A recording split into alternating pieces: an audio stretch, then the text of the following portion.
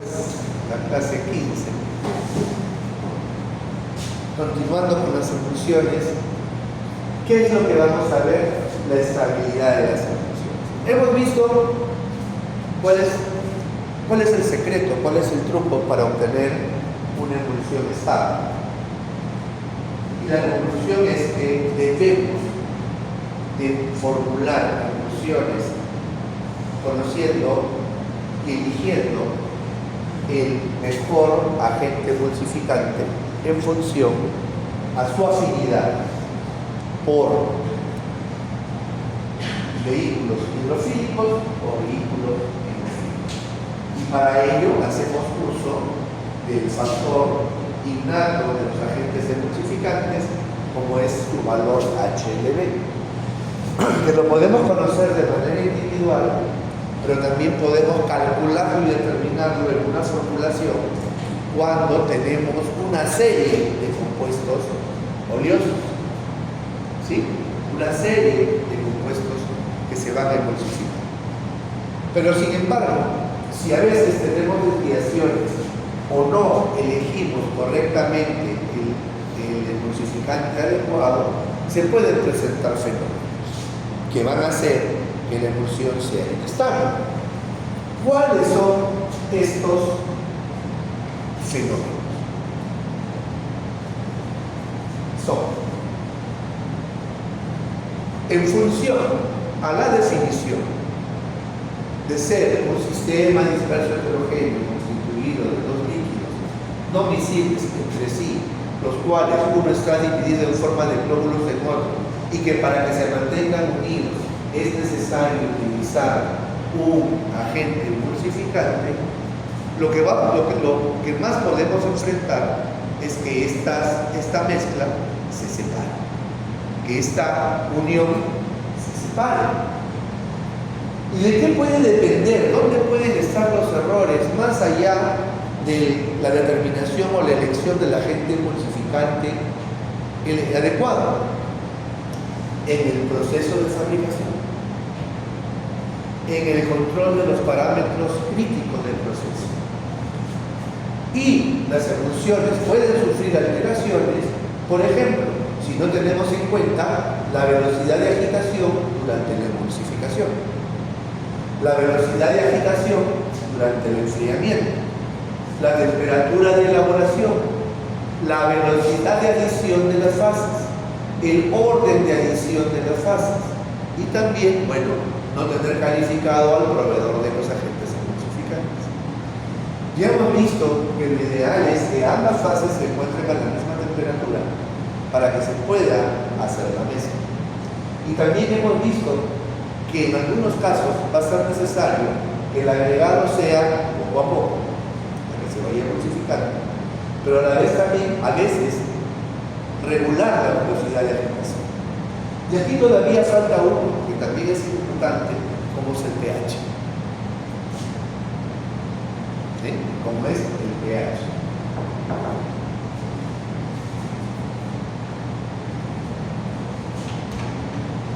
Hola.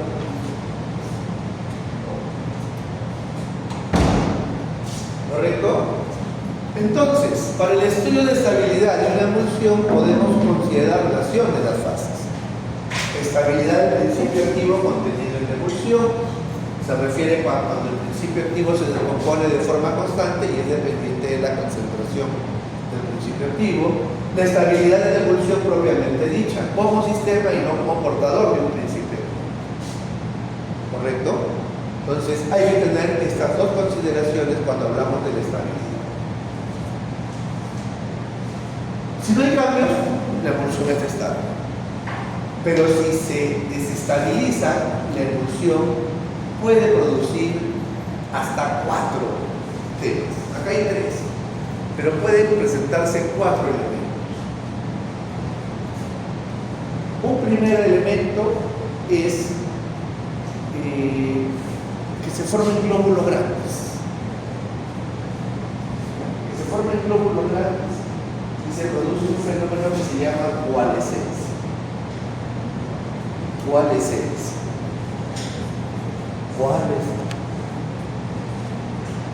El otro que los glóbulos comiencen a agruparse entre sí. Se agrupan entre sí, chiquitos, chiquitos, y van englobándose en glóbulos más grandes. Se agrupan y se van aglutinando en glóbulos más grandes. A ese fenómeno se le conoce con el nombre de floculación.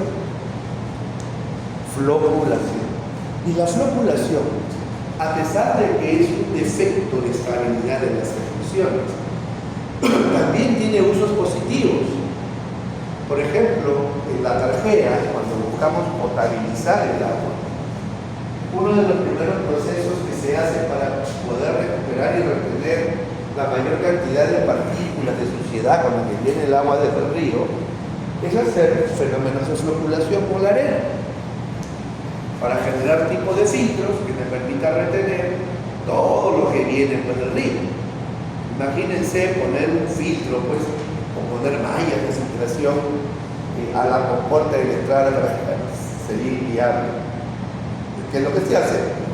Se utiliza la arena como un medio de filtración, pero para que tenga una mejor captación o una mejor, ser una mejor barrera de filtración, se busca que se floculen algunos glóbulos. Un tercer fenómeno que se puede presentar es que estas partículas pequeñas que no se llegan a agrupar comienzan a subir a la superficie y se forman como una especie de crema. Y a ese fenómeno se conoce con el nombre de cremación, de cremada o de formación de crema. Y la otra es simplemente pues que el emulsificante falló y la fase se rompió y la emulsión se rompió. Y eso se conoce con el nombre de ruptura de la emulsión. ¿Correcto? De esos cuatro fenómenos que se pueden presentar durante el proceso de fabricación, hay dos que son reversibles, o sea que se pueden corregir, y hay dos que ya no se pueden corregir. Si una emulsión coalesce, ya es difícil que se pueda revertir. Y si una emulsión se rompe, también es difícil que se pueda romper. Pero si se flocula o se crema, podemos hacer algo.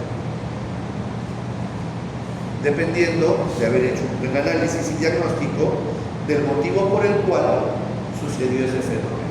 Y generalmente ese fenómeno siempre se presenta por alguno de estos problemas.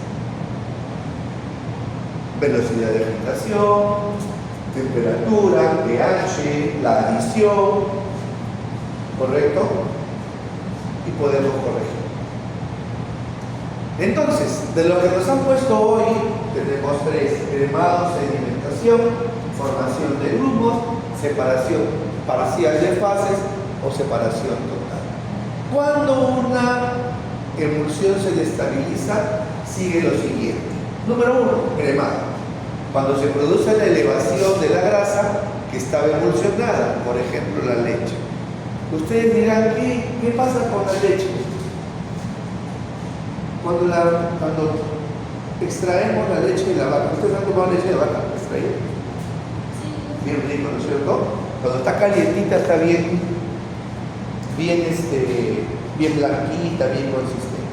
¿Qué sucede cuando se comienza a enfriar?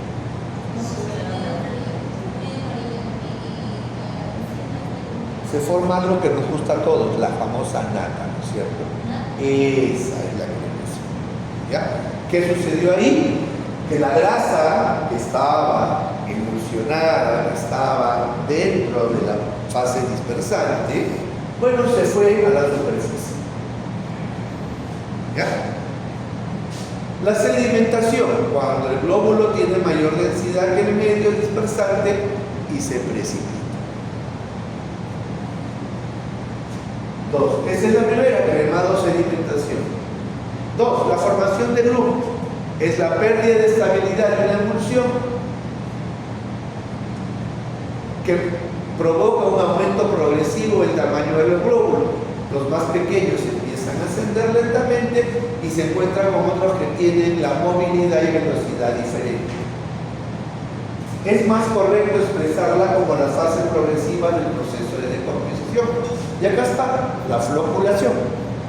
Se forman conglomerados de glóbulos o partículas que pueden ser fácilmente resuspendidas por agitación. Es lo que les decía, puede ser reversible. La coacervación, los glóbulos no están separados, pero tampoco forman una masa única, sino que están físicamente apretados uno contra otro. Se puede resuspender, pero el proceso adquiere estructura rígida. La coalescencia, dos glóbulos o partículas diferentes, cada uno con integridad física definida, se unen para dar una sola entidad física. Ya no es posible resuspender. La emulsión debe ser reprocesada. Tiene que volverse a hacer, ya no hay posibilidad de recuperación. El tercer tema, el tercer factor es la separación parcial de la fase. ¿Correcto? Aquí se observa un aumento progresivo de la separación de las fases del sistema emulsional. Para que la separación sea total se requiere de un nuevo proceso, la demulsificación, que es el método inverso a la emulsificación. Esta se utiliza con frecuencia cuando se desea conocer la identidad de los componentes de la preparación.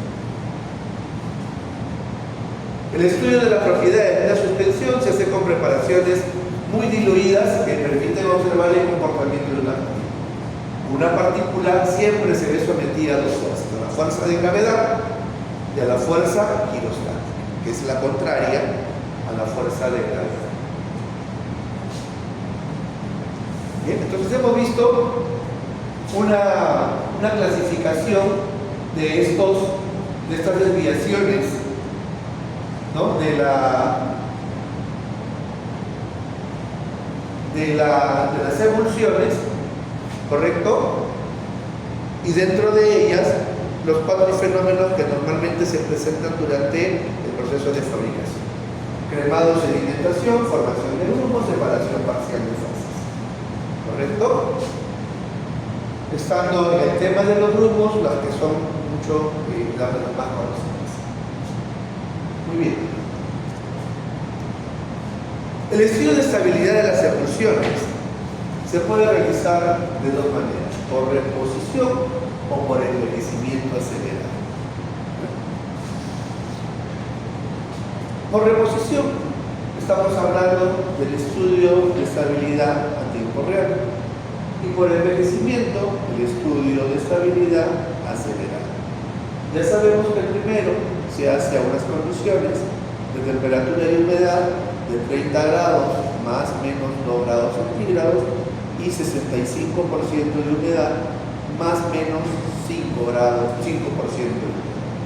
Y las de estudio de estabilidad acelerada, que es someter al producto a un sobreesfuerzo, a unas condiciones extremas de almacenamiento. Trabajamos a 40 grados centígrados más menos 2 y a 75% de humedad más menos. ¿Qué encontramos acá? ¿No? Que por reposición o a tiempo real o estantería se estudia la emulsión al natural en condiciones normales, similares a las que se encuentran durante su vida útil. La temperatura ambiente, cambio de luz, oscuridad, etc. Y por envejecimiento acelerado se exageran ciertas condiciones permitidas dentro de la ecuación, como la viscosidad y la gravedad. Si yo aumento la temperatura de una manera u otra, voy a buscar que eso se disuelva. La viscosidad es muy fácil de modificarse aplicando temperatura. Como quiera que la viscosidad es el inverso de la fluidez, a mayor temperatura, menor es la viscosidad. El término viscosidad es la resistencia al flujo de una sustancia. Para el caso de una emulsión, es también llamado tiempo de escurrimiento. ¿Cuáles son los factores que intervienen en la estabilidad de las emulsiones? Exactamente los mismos factores que hemos visto que son influyentes en la fabricación de emulsiones. ¿Cuáles son estos factores? Uno, tamaño de la partícula o globo. La variación de tamaño afecta la tendencia hacia el cremado o la sedimentación, lo que depende del tipo de emulsión. Partículas más pesadas, globos más pesados, van a tender a irse al fondo. Densidad efectiva, es decir, la diferencia de densidad entre ambas fases. Ya sabemos que los medios acuosos tienen una densidad de 1 y los medios oleosos una densidad menor a 1, ¿correcto? Viscosidad, tanto la fase continua del producto terminado. Esto se puede servir como norma. La carga eléctrica de la partícula. Si se neutralizan cargas, aparece coagulación, floculación o coalescencia. Por eso aquí lo importante es la elección del tipo de jabón o del tipo de agente emulsificante en función a su polaridad o carga. Si es aniónica, si es catiónica, si es azotérica o si es moiónica. Las condiciones de almacenamiento, siempre es importante que no sea mayor a 30 grados centígrados.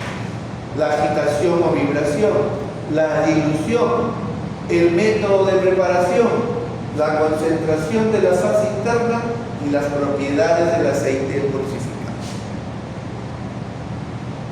¿Cuáles son las aplicaciones de las emulsiones? Como ya lo hemos visto, en este caso se pueden utilizar para fines terapéuticos o para fines cosméticos. Para fines terapéuticos pueden ser de uso externo o de uso interno. Para fines cosméticos, bueno, siempre es externo. ¿Correcto? Muy bien. ¿Alguna pregunta? Porque es importante no solamente conservar las emulsiones, sino todo tipo de forma farmacéutica. Para tener su vida útil, para que se pueda extender un poco más. Para aumentar su vida útil se puede extender un poco más. ¿Qué más?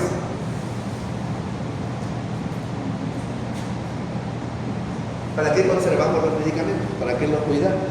Efectivamente, para que se prolongue su vida útil. ¿Para qué más? Para que no se valore, para que no pierdan su eficacia. ¿Correcto? Para que estén siempre bien almacenados y conservados. ¿Sí?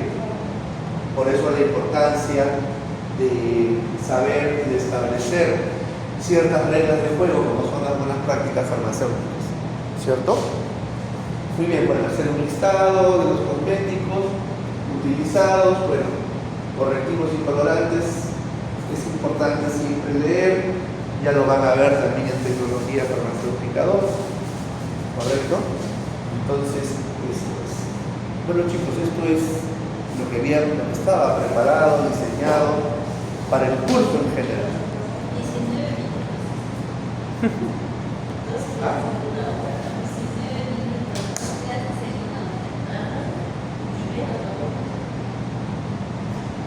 ¿Pero lo han entendido o lo repetimos? No, sí se entendieron. Un ejemplo de HLB. ¿No estuviste en la práctica la semana pasada?